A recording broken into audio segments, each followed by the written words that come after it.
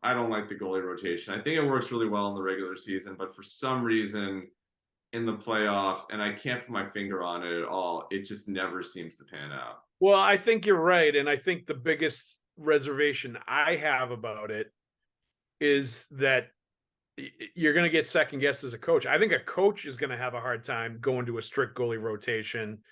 If a goalie, if Linus Ullmark, let's say he starts game one and he's lights out, he makes 45 saves, they win like 2-1.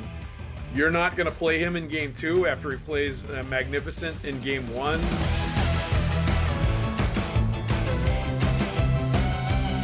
And welcome to another edition of the Pucks with Haggs podcast. I believe this is like the 43rd episode of the Pucks with Haggs podcast. I'm always a little dicey on keeping track of the exact number. I know we're somewhere in the early 40s, but I think that's something to be proud of, certainly.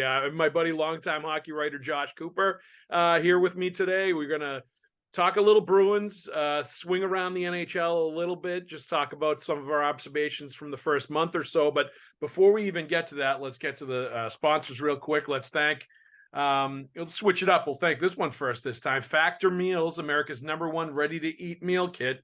Calorie-conscious options. Try delicious, dietitian-approved calorie-smart meals with around or less than 550 calories per serving. Done in 2 minutes. They're delicious and they're healthy. I've actually had these meals, and they not only are good, but they're good for you. So head to factormeals.com/Haggs50 and use code Haggs50 to get 50% off your first box. Just pop it in the microwave. It's really easy to use. And the other one is FanDuel Sportsbook. The NFL is obviously coming towards the playoff down the stretch here. The NHL is in full swing. We're a month in, so things are starting to get going. So customers get $150 in bonus bets with any winning $5 money line bet. That's $150 if your team wins. Spreads, player props, over-unders, so much more. Visit FanDuel.com/Boston and kick off the NFL season right. All right, so let's just start with the elephant in the room before you even get into anything else with the Bruins or the NHL. Really sad to say and report that these things have been confirmed now. Milan Lucic had an alleged domestic incident on Friday night. He's taking an indefinite leave of absence from the team. It's not a good situation as far as, the press goes, as far as the way it looks from the outside. We certainly don't have all the details right now, so I'm not going to dig in one way or the other on any of this until we find out exactly what happened. And, Lucic gets a chance to at least say what happened or give his side of it. And certainly we get more details as to what exactly happened. But I will say it's just really unfortunate. I'm sorry to hear that this happened and that this happened with Lucic coming back to Boston. It was such a good story at the start of the year, him returning to the Bruins, him coming back into the fold. And it looked like it was going to go really well. He had a strong start out of the gate. Made a nice play to David Pastrnak for a goal. Looked like he was carving out a fourth line sort of leadership role on the team, but then he got hurt. Got hit with a Derek Forward shot in the ankle, had not been seen since on the ice. Was trying to rehab from the injury, and now this happens, and it's really a very sort of nebulous, vague status that he's in right now with an indefinite leave of absence. I think it's the right thing for him, the right thing for the team and everybody involved until this all gets hashed out and dealt with one way or the other. But as somebody that's known Lucha a really long time, knows his family, as his kids were born in Boston, it's just really sad to see, and I hope everything gets resolved and everybody comes out feeling okay about the situation. But we'll have to see how it plays out. But just wanted to mention it off the top, not hide from it or pretend it didn't happen. But there's really not much we can go on aside from the Bruins saying confirming that it happened, confirming that he's taken an indefinite leave of absence, and that he's not going to be around the team anymore for the time being. So we'll leave that at that. And we'll move on to actual hockey on the ice. The Boston Bruins are going to take the Montreal Canadiens on tonight. 12-1-2 so far this season. The last weekend they were in Montreal. They lost the game in overtime. Jim Montgomery was not happy about that loss. was vocal afterwards and critical of the team about showing sort of mental fatigue and making mental mistakes. And then Monday at practice, it was a bag skate. The first time I've ever seen the Bruins, at least in the last 10 or 15 years, have any form of a bag skate. It wasn't, Herb Brooks saying again and again and, making them skate after a game for an hour. It was probably 10 or 15 minutes, but, and Coop, I think you can probably attest to this. You notice as a journalist, as a hockey writer, when at practice the pucks get put away in the season during a practice, and all of a sudden guys are skating up and down the ice like that, like they would in maybe a training camp conditioning sort of thing. It's just not something you see happen during the regular season almost at all. So it was interesting to see that happen, but it really sets up a great backdrop for tonight that all of this came out of that loss to Montreal, and you would expect a highly motivated Bruins team going into this game after what happened, because they haven't had many low moments like that this season. I've been a big believer. I'm always a believer in buy-in coaching. I understand Patrice Bergeron retired. Everybody freaked out because he is one of the greatest players I've seen in my lifetime. But if you have the talent, which the Bruins do have, and you have the coaching, which Jim Montgomery has shown the ability to coach very, very, very well. Yep. And he knows how to push all the right buttons from what I've been able to at least watch, then you're going to be good. And I think that just shows the excellence that they ascribe to with the Bruins, that Jim Montgomery ascribes to as the Bruins coach, that, hey, we're one of the best teams in the Eastern Conference, best team in the Eastern Conference. We're still going to bag skate you when you lose to Montreal. So, I mean, like that to me, that just shows how dialed in he is to what this team needs. And it shows to me how much they've bought in the sense that, you have to see how they respond, obviously, but that, look, players can dog a bag skate. It's not like they have to actually like skate hard. they do it, they can do what they want. But if they skated hard and they listened to their coach, which you were there, Haggs, like you probably would notice if they didn't.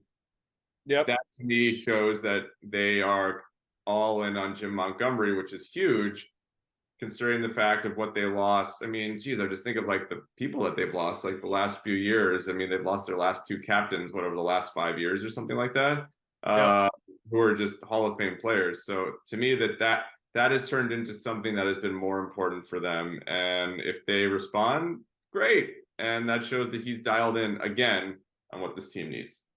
Yeah. And I do think that's all true. And I think that it's interesting, the change in demeanor and style for Jim Montgomery this year, where he is a lot more demanding. And these are things that have happened a few times already. And when they went on the West Coast at the beginning of the year, he really reamed the team before they played San Jose, basically saying they were going to get embarrassed if they, played the way they practiced when they first got out into California.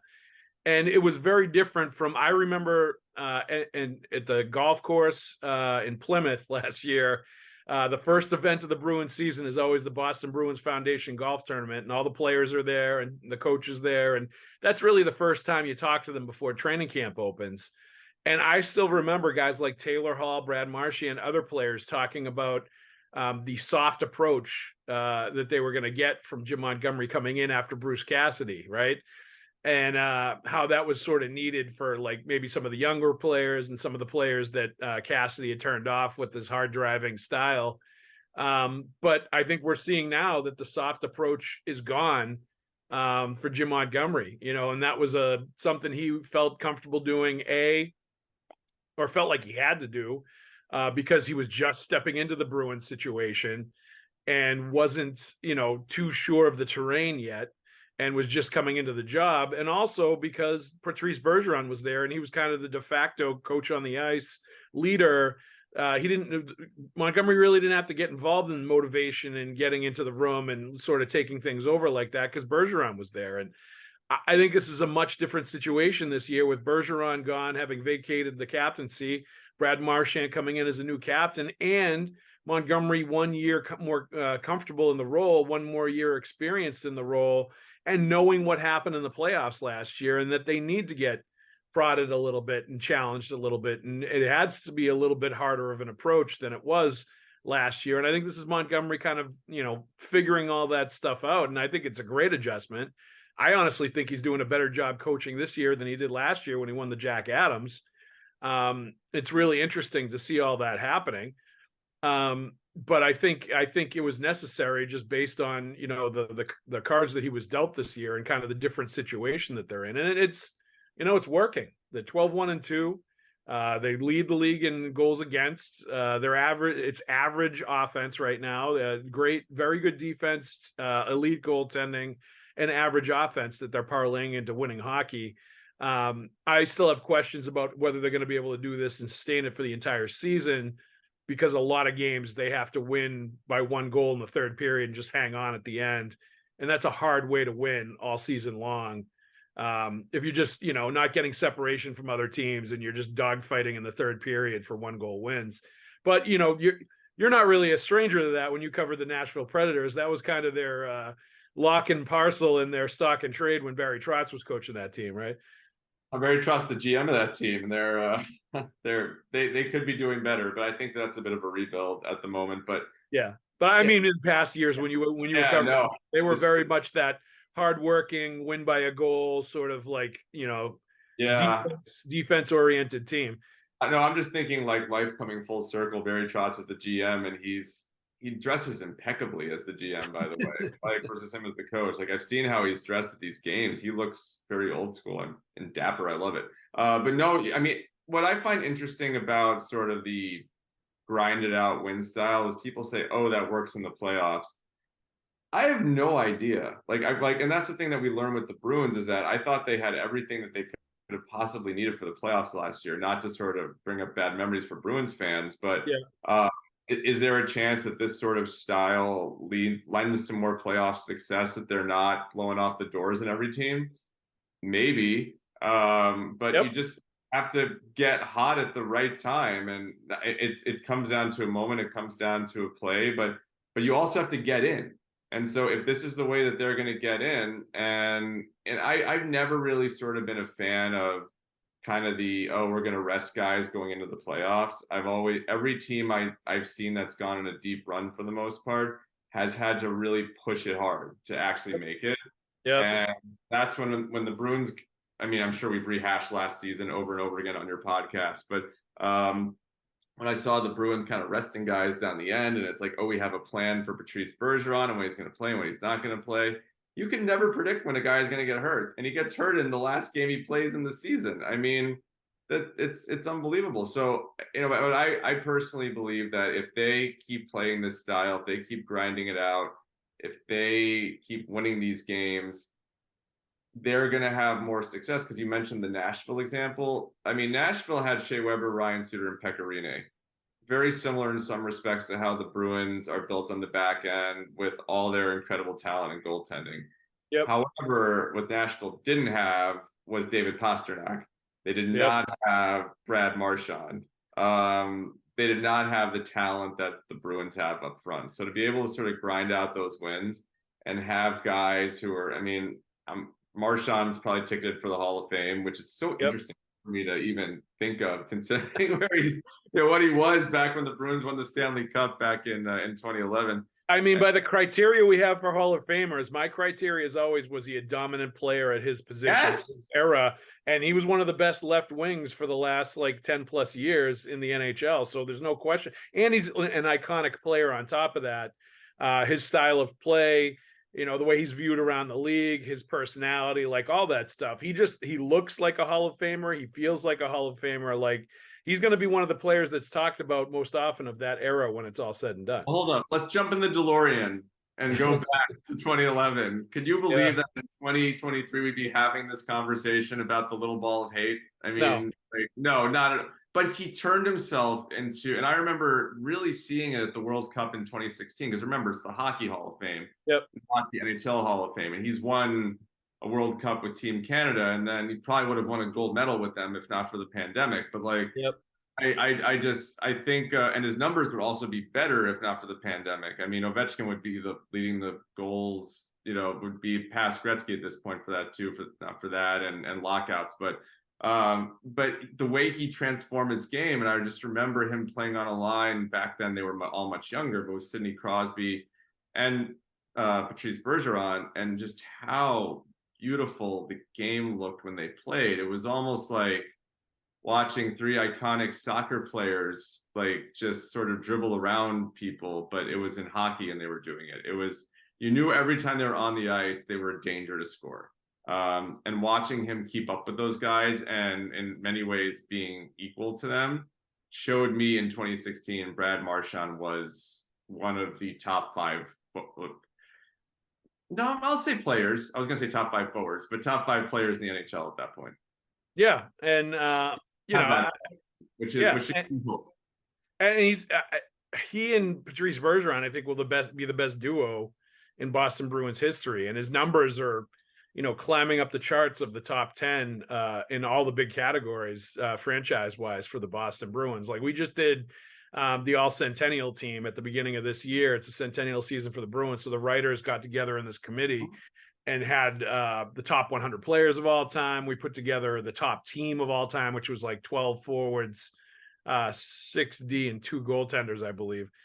And he was a no-brainer. I couldn't even believe, to be honest with you, and I nominated him for the all-time team.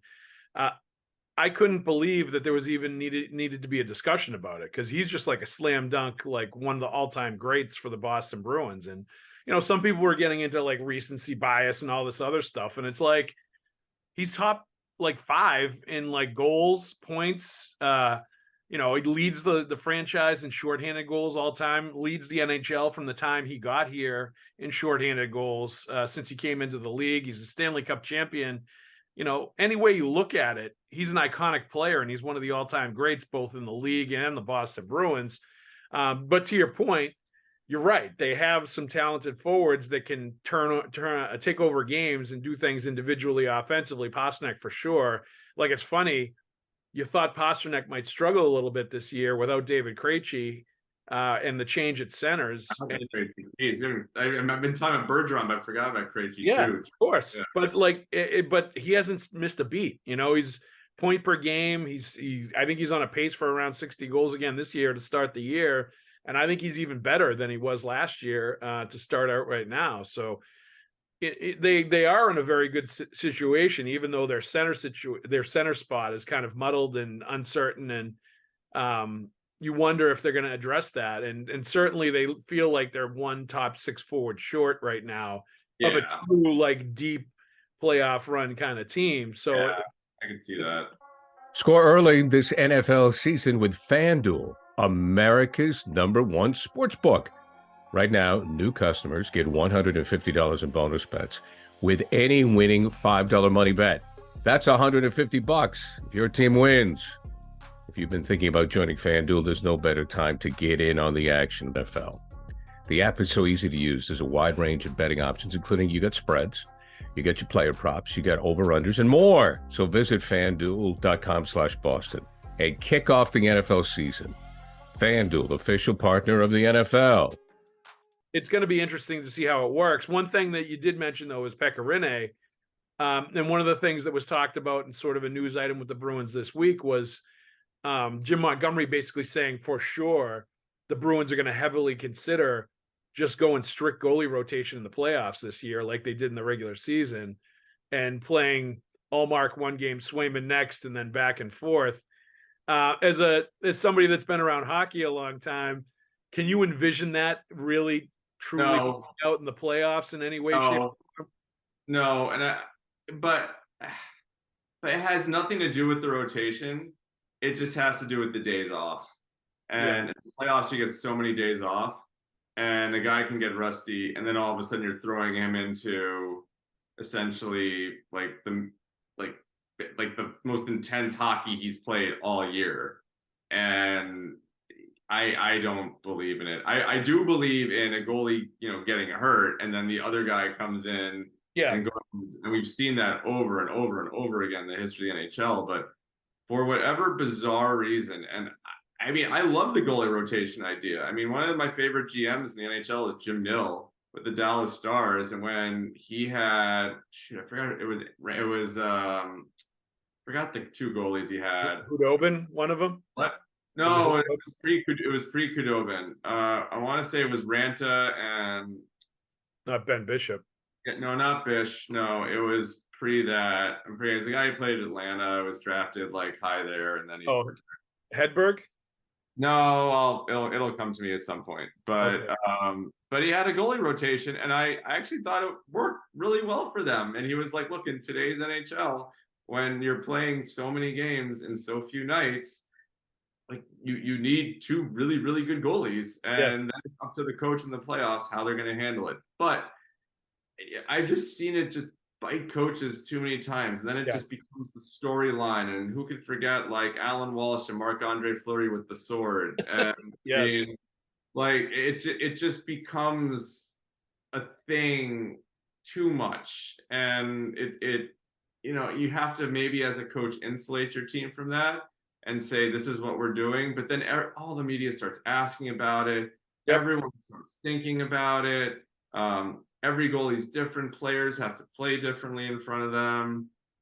I don't like the goalie rotation. I think it works really well in the regular season, but for some reason in the playoffs, and I can't put my finger on it at all, it just never seems to pan out. Well, I think you're right, and I think the biggest reservation I have about it is that you're going to get second guessed as a coach. I think a coach is going to have a hard time going to a strict goalie rotation. If a goalie, if Linus Ullmark, let's say he starts game one and he's lights out, he makes 45 saves, they win like 2-1. You're not going to play him in game two after he plays magnificent in game one, and you're going to go to the other guy where you could lose all momentum, and you could, you're going to turn away from a top tier goalie that looks like he's on top of his game.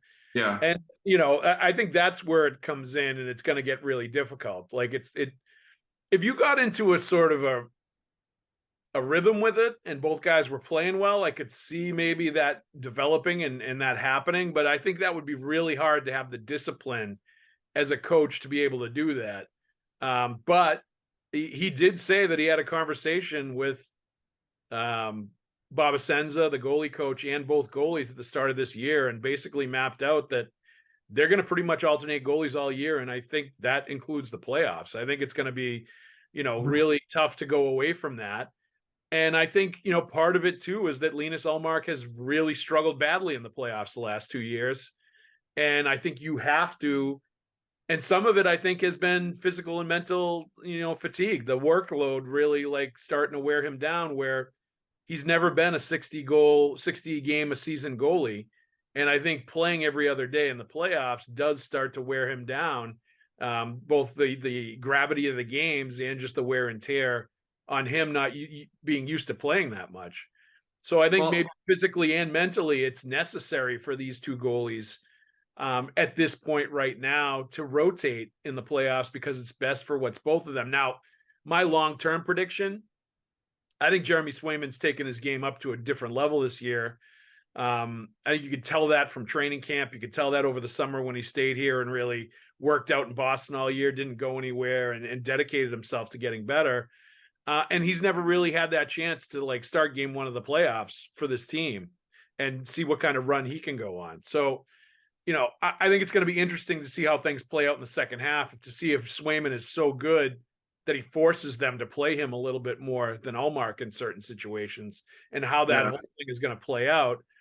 But, I think at this point they kind of have to do it, because they can't go with Ullmark the whole way through, because that has just not worked to this point in 2 straight playoffs, even though he's won a Vezina. Yeah. But what if Jeremy Swayman starts game one and the Bruins are like the number 1 seed again? He gets lit up, and then you're just sort of back to square one. And then Jim Montgomery is probably. Well, then you just go to Ullmark in game 2 and you say, "This is our shit. Here we go." It's true. It's that, but and that's a luxury though. But that is in that case, it's a luxury. But if you're going to sort of pull the thing where it's like we're going to start. But to your point, it would be hard to go back to him in game 3 if Ullmark plays well in game 2. Yeah, exactly. And then what do you do? Like, it's just, you have to have ultimate confidence in both goaltenders for something like that, and you have to really let the goaltenders know you are fully confident in that, in both of them, and you have to Yep. completely insulate them. And like there may be situations where you walk in the locker room and the Bruins will not make either guy available during the playoffs. I don't know what the PHWA rules are about that or not, but I mean, if I was them, I would. I mean, I'm not trying to give them a roadmap on how to like kind of stonewall the media, but that's what I would do. I would just basically like keep them away from you all, like the entire time. We're so mean and vicious. We're so bloodthirsty in the media up in Boston. I mean, you're not, but not. I mean, it's not a Boston thing. Even if I was goalie controversies and quarterback controversies are the two easiest things in sports to stir up. I mean, yeah, I was talking to someone the other day about how when it comes to a quarterback, there is no position that is more important in any of the major North American sports, and it blows my mind. I mean, I grew up a New York Giants fan, how they could have drafted Tua, Justin Herbert, Josh Allen, or Pat Mahomes at any point, and they ended up with Daniel Jones. Yep. So, and I know you all had the luxury of the greatest quarterback to ever play the game for many years in Boston. But you do see now how important the position is now that you don't have him anymore, and you have other people you're trying to fill in, whether it's Jones now or Cam Newton right after Brady was gone. Like, you realize both how intrinsic that position is to the success of the team in the NHL right now, and how difficult it is to find somebody that's actually a quality player at that position. Yeah, and goaltending is super fascinating because on the one hand, I think if you have a Henrik Lundqvist, Tuukka Rask, Tim Thomas type, then you're set. And you don't have to work on anything else. But you can also, do what Vegas did last year and have somebody that people hadn't really heard of and go on a run and win the Stanley Cup. I've seen it happen both ways. I think it's more common for the goalie to be excellent and known than to be a journeyman who comes in. But then again, there are times where the journeyman may just not be a journeyman, like, Antti Ranta with Chicago when he won the Stanley Cup. Nobody really knew Corey Crawford very well when he won the Stanley Cup with Chicago. I mean, there was sort of hope for him as a prospect, but I mean, nobody really had any idea. I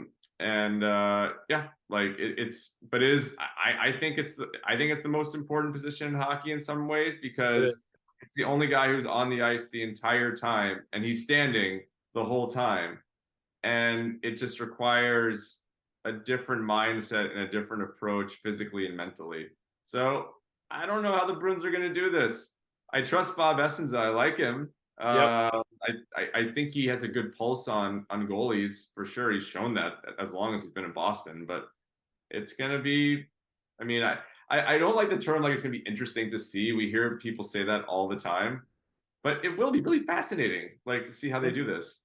Yeah, it will be really fascinating to see if they go new school and they buck sort of the old school hockey book on, riding a hot goalie and finding somebody to go with in the playoffs and just keeping going back with them. But, going back in the annals of Bruins history, as we're doing this year with it being the centennial team, you did have a great bunch of runs with the Bruins in the 80s and the early 90s with Reggie Lemelin and Andy Moog as a true tandem where they did go back and forth, and then they did both play in the playoffs, and it wasn't strict like every other game rotation. You kind of had a feel for it as a coach as to when to go with one guy or the other. Yeah. And I think that in itself is a very difficult balancing act to have two goalies.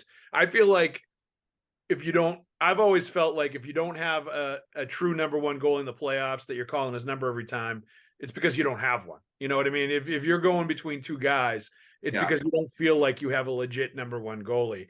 And instead, you're getting sort of stuck in between with going back and forth with two different goalies. But I think there's also a belief, to your point, about the Aiden Hills and guys like that in the NHL, that there are some goalies you can pick up off the street that could do just as good a job as some guys that are already there. I think the belief is there's a lot of quality goaltenders around. It's just a matter of them getting the right opportunity with the right team. Tim Thomas at the right time. No one had any idea who that guy was, and he turns into like, basically for 2 years, he's like Dominic Hasek, like in his prime. I remember just watching Tim Thomas. He just never gave up on a save. Was so athletic. Like, didn't matter how short he was in net. He was incredible. So, I mean, took a Rask, borderline Hall of Fame goaltender in my opinion, and Tim Thomas just beat him flat out, like, for that starting job. So, as an older person too, and as we know, as we age, it's a lot harder to jump up and down or bounce up and down in the net.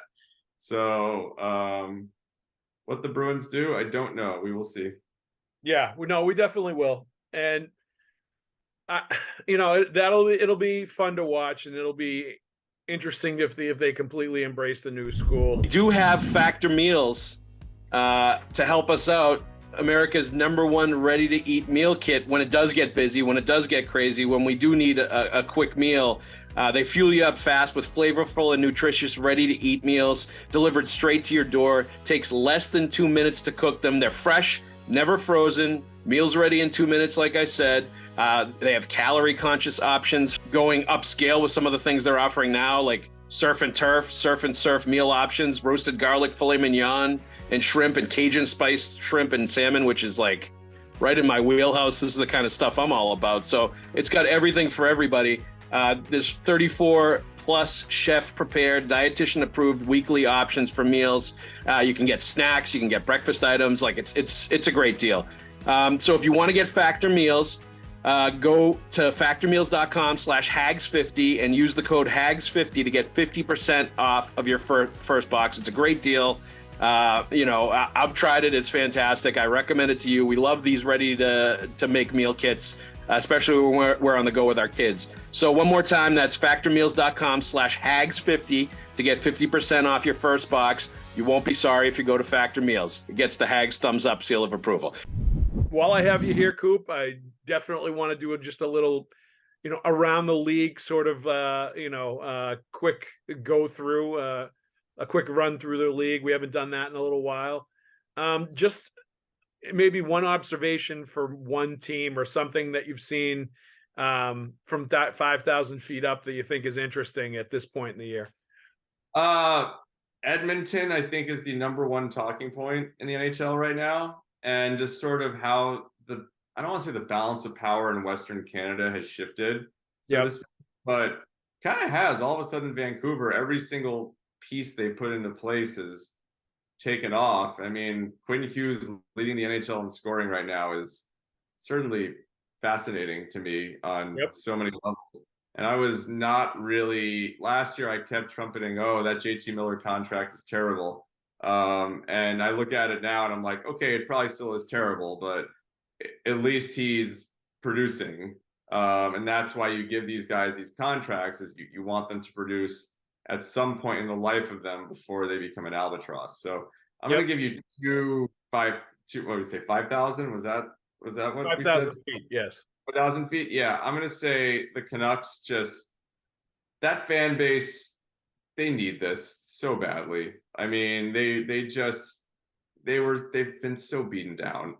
and really there's outside of the Whitecaps, there's not really another major sports team there. I mean, maybe they're Mariners fans, maybe they're Seahawks fans, but like they've just been so beaten down on so many levels. And to also see Seattle be good last year was probably impossible for them to comprehend. So just I feel I'm happy for the Canucks fans.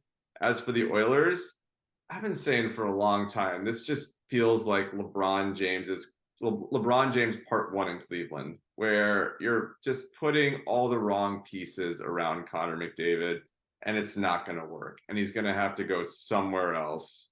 Whoa.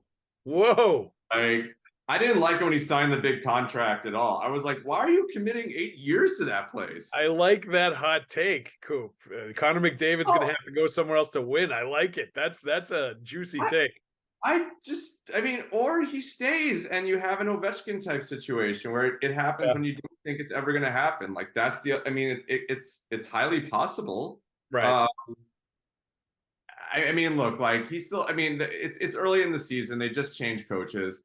But I also think that they need a goalie. Like, things can look horrible and awful when you don't have a legit goalie, and it's clear at this point that one of the weaknesses on that team, and I think it's been that way for a while, is they don't have like a legit high quality NHL goaltender, and maybe that can change the way some of the personnel looks on the team and the general vibe around the team. I do think, though, there's definitely something there as troubling when you start to hear whispers like, was it the players that pushed the coach out? Was it not? Like, different stories about what exactly happened. You've got to expect that Connor McDavid is signing off on things on some level that are happening there at this point, given his stature around the league and given who he is as a player. And, is that healthy? Is that a functional situation? Like, all of that stuff, I think, is interesting to me, and how functional it can be and healthy it can be when the whole world is revolving around Connor McDavid in Edmonton. That part, I think, is interesting. Well, I was gonna say, like, I think he messed up a while ago when he signed that 8-year contract. I really do, because he's the only player since I've been following the NHL under this CBA that could have pushed the 7-year thing, where it's you go the 3-year ELC entry level contract, and then all you do is you sign for 4 years, and then you become a UFA at age 25. And cash out. Yeah. Yeah, and cash out. You get to pick and choose at age 25 where you're going to go. Yeah. And he's the only player in my lifetime under this CBA, which, I mean, really isn't that old, but like under this CBA, who could have really done that. Matthews went for 5, I'm pretty sure, and then he re-signed with Toronto, which I think was the right move. Yeah. But I think when you're a guy of McDavid's caliber and you're basically like, the most talented hockey player I've seen since Mario Lemieux. I mean, I love Sidney Crosby, and he's probably my favorite player. He's the best player I've seen of this era, as much to Bruins fans' chagrin. I'm sorry, but McDavid's probably the most talented hockey player I've seen in a very, very, very long time. And he could have told Edmonton, I'm going for 4 years, and we'll see where it goes. And then, if you're Edmonton, you have the best player in the world for 7 years, and you're happy about that. But he signed for 8. And adding those extra 4 years, you're now in that stretch right now where things aren't going well. It's probably thinking, oh my goodness, what if I had signed a big ticket deal with, who's set up to look really good right now? I mean, there's so many teams that just have better structure, Boston being one. Has a good structure around it. I mean, you could pick wherever you want to go. So that's, look, maybe it works out in Edmonton. They do have the 2 best players, or 2. I guess they were. I mean, I look at the ages now. I'm like, geez, wait, they're like 28 and 27. This is not, this is not the 2 young guns anymore. They're getting a little bit older. Yeah. Or maybe it works out. I mean, I have no idea, but I think he should have signed. I think I wrote this in The Athletic years ago. I thought he should have signed. He's the only guy who could have pushed that, and I thought he should have done it. And we saw just the frenzy around Stamkos when he, I think, hit UFA at age 26. Imagine Connor McDavid at age 25, UFA. Yeah. And and that's part of the problem, I guess, with the NHL free agency in general, is that the best players never hit free agency in their primes. You almost never see it. They can do it though. They can just tell teams like Connor Bedard could probably, after 3 years in Chicago in his next deal, go for a 4-year. Yeah. He should do it. Why not? It's the players can do it. They just have to play ball with the teams. They have to say, guys, I'm sorry, I'm gonna hold out. And that's it. And I don't know, maybe it's just this sense of blind loyalty from the players that they and I think that the whole holdout thing just doesn't happen that often. I wanted to, though. I wanted to. Yes, seriously, I want to see an NBA style offseason where we get everyone moving around. Now, granted, in the NBA it's different. One player changes the entire trajectory of a team, but But it's I look at this in every sport. It's not just the NHL, but Connor McDavid was basically randomized, went to Edmonton. Just in the NBA, LeBron James randomized, went to Cleveland. Yeah. What do they owe these places that they just randomly got selected to? LeBron obviously had a more personal connection to Cleveland. But Yeah. it's just I just don't. I don't see where the loyalty should come from on anything. I think they figured that out in the NBA. They figured that out in MLB, and I'm hoping that in some way, shape, or form they figure that out in the NHL. I'm sure the NHLPA feels that way, Coop, as well, and they would like that and be pushing for that. But I just think culture-wise in hockey, yeah, I know. You hit the nail on the head with like not wanting to look selfish or difficult, or like you're not buying into the team that picked you number one overall or whatever. Like there's sort of loyalties there that I think traditionally in hockey, you are looked on negatively if you sort of become a mercenary, where you're looked on like an Eric Lindros problem type player for the rest of your career if you start trying to do things like that and steer the way you're going to go or what direction you're going to, or make decisions about which team you're going to play for, who you're not going to play for, all that stuff. Well, I was going to say, like, I'm wearing this F1 shirt because I'm excited about the Las Vegas race, which is probably going to be a total dud tonight. But I've been following it very, very closely. But like the drivers openly rip the teams. Like Lewis Hamilton is like, we better not have, like, I can't wait to retire this car that we have for this year because it's terrible. I mean, that was like in the playoffs a couple of years ago when Marchand started ripping the garden at the ice at the Garden during a playoff series. Maple Leafs. Oh yeah, I mean, like whoa, they'll openly do it. I mean, and it's so funny. Like, but also we don't have access to players on the ice, right? Like as far as the radio. Whereas in F1, you have access to drivers' radio as their heart rates are like at 150 for 2 straight hours. And the adrenaline is pumping. So, and by the way, I am not going to stay up to watch the entire race tonight. It's going to be so late, even on the West Coast for that matter. But yeah, I don't know. Let's make the NHL more like F1. Let's have the players or the NBA. I like that. We'll switch gears to another team. I like that observation about Vancouver and the Edmonton take with Connor McDavid. I'm impressed. Well, first of all, I'm impressed with the Vegas Golden Knights and how well they've played after winning the cup last year. I think the real rubber meeting the road for them is going to be the second half of the year, and whether they hit a wall fatigue wise after having such a long postseason last year. Like typically you do see Stanley Cup winning teams can come out of the gate strong the next year and be pretty good in the first half of the year. But you do tend to see in the second half of the year that run that they went on and how deeply they played into the summer, start to affect them. I definitely saw it with the Bruins in 2012 after they won in 2011. So that's going to be interesting to watch. But the biggest one I have right now is the Florida Panthers are right behind the Bruins. This is a team that I think everybody thought was going to struggle out of the gate after being so beat up from their playoff run. They were missing a bunch of guys, Montour, Ekblad, other players, due to surgeries and the wear and tear of the playoff run last spring. But they've been able to, keep track and stay close to the Bruins. They're right behind them in the Atlantic Division. They've played pretty well. And now they got Aaron Ekblad back this weekend, I believe, and they're starting to get their players back. And obviously Tkachuk has still played well, and they still have an extremely talented team. And I think, the coaching that they've gotten from Paul Maurice has been the perfect guy at the perfect time for them as well.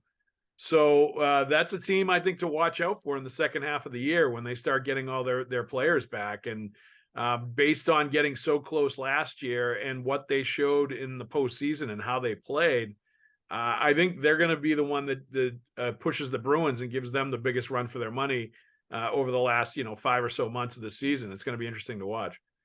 I couldn't agree more with you, only in the sense of, and I don't want to bring up again bad memories from last year's playoff run, but I actually picked Florida to go to the Cup final before the playoffs started.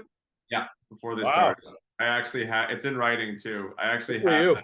Yeah, it was just a gut feeling. And I mentioned sort of the kind of resting guys leading into the playoffs and how I didn't like that and how I liked how Florida played. It was due to faith in Matthew Tkachuk, who, I mean, is coming off an injury and hasn't quite looked like the Matthew Tkachuk that we know he is. No. But they're deep. I think Bill Zito's really good at building teams. Still don't love Bobrovsky in goal, which is kind of funny for me, considering the run that he went on. But I like Stolarz as a backup, to be honest. And you know, they're solid. They're just solid all the way around. And now they know what it takes to get to the final, but it's a long season, man. Like, I could see them breaking down. I mean, in some ways, you know, similar to Vegas. I mean, it's the same thing. You know, they played just as deep and as long as Vegas did, and they just didn't win the cup like Vegas did. So I think that applies to them as well, for sure. I was gonna say them beating the Bruins in the first round, the Bruins losing in the first round, ironically might have set up the Bruins better for long-term success this year. Yeah, and far less so because of how banged up they got on that run. Yep. I love their team, but also this is not a knock on their talent. Their talent is extraordinary. It's just more of a knock on. That was a very, very demanding playoff run for the Florida Panthers. I have a hard time believing they can overcome a lot of the injuries they sustain and keep up this consistency. But I like Paul Maurice a lot as a coach. I've heard a lot of great things about him from other NHL people who've played for him. Even though like he didn't quite have the success a lot of other people talked about. I mean, look, guys been to how many cup finals now at this point? What, 2? Yeah. I mean, with teams that no one saw making it that far. So, I mean, he clearly does something right as a head coach. And yeah, I still like Boston a lot. I like him more this year in some ways than last year, even without Patrice Bergeron, who, as we've talked about on this podcast when I've been on before, is a great human. Overall, we could talk for hours on how much we love Patrice Bergeron. But I still like Boston a lot. And I again see Toronto as a paper tiger. Again, it's not different this year. It will never be different with them until it actually is different with them, which it could happen at some point. Or it might never be different with them. Yeah, I mean, they could just be destined to be the Ducks of, you know, the Getzlaf era, which, I mean, they did win a Stanley Cup before, like, they handed the keys over to him, but still, like, those teams were always so close and never, but they actually made it to like conference finals. They didn't like wilt in the second round. So it's a little bit of Toronto fun to sort of get your Bruins listeners excited and laugh a little bit. Yeah, that's red meat for the Pucks with Haggs podcast listeners right there. I appreciate it, Coop. You spoke of great human beings. Another great human being, Josh Cooper. Thank you very much for guesting with us this week. I appreciate it. Let's give some love to our quality human being sponsors as well. FanDuel Sportsbook, $150 in bonus bets right now with any winning $5 money line bet. That's $150 if your team wins. Spreads, player props, over-unders, so much more. There's a wide range of betting options on a very easy-to-use app. Go to FanDuel.com/Boston. and kick off the NFL, NBA, and NHL seasons going on right now. And let's also give some love to Factor Meals, America's #1 ready-to-eat meal kit. Delicious flavor-packed options on the menu each week to fit a variety of lifestyles, from keto to calorie smart, vegan, and everything in between. You just pop it in the microwave for 2 minutes. It's done. It's delicious. If you're a busy person like I am, and Josh is with his trips to Disneyland with his kids and everything else that he's doing, or watching late night Formula A1 races in Vegas, head to factormeals.com/Haggs50 and use code Haggs50 to get 50% off your first box. I'm going to do that.